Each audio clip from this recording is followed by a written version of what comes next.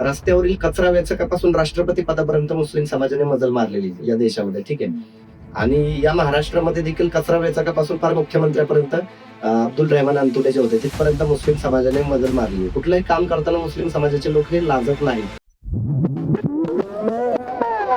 एकूणच मुस्लिम समाजामध्ये शिक्षणाविषयी जी आहे ती अनास्था आहे. ती कशामुळे अनास्था आहे? याच्या मागचं मूळ कारण की मुस्लिम समाज हा जास्त करून व्यावसायिक क्षेत्रामध्ये म्हणजे काहीही करेल तर व्यवसाय करेल. म्हणजे मी गॅरेज टाकेल, चिकनचं दुकान टाकेल किंवा इतर काही भंगाराचं काहीतरी करेल. काहीही करेल मी. म्हणजे तुम्हाला एक सांगतो मुस्लिम समाजाचं एक कौतुकाची बाब काय आहे, की रस्त्यावरील कचरा वेचकापासून राष्ट्रपती पदापर्यंत मुस्लिम समाजाने मजल मारलेली आहे या देशामध्ये, ठीक आहे. आणि या महाराष्ट्रामध्ये देखील कचरा वेचकापासून फार मुख्यमंत्र्यापर्यंत अब्दुल रेहमान अंतुले जे होते तिथपर्यंत मुस्लिम समाजाने मजल मारलेली आहे. कुठलंही काम करताना मुस्लिम समाजाचे लोक हे लाजत नाहीत. त्यांना लाज नाही कुठल्या गोष्टीची. मात्र झालंय काय, की मग शिक्षणाची लाज कशासाठी धरायची? हा विषय आहे. शिकलं पाहिजे आणि मग त्यांच्यामध्ये आणखीन एक भावना निर्माण झालेली, की शिकून काय करायचं बाबा?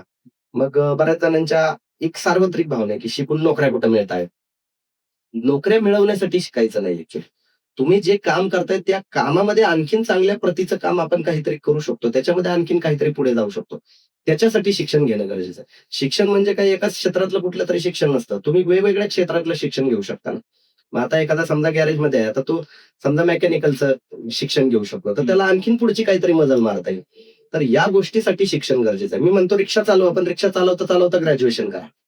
मटणाच्या दुकानामध्ये काम करा. मात्र मटणाच्या दुकानामध्ये काम करता तुमचं काही एल-एल-बीचं असेल, तुमचं ग्रॅज्युएशनचं कुठलं शिक्षण असेल, तर ते पूर्ण करा.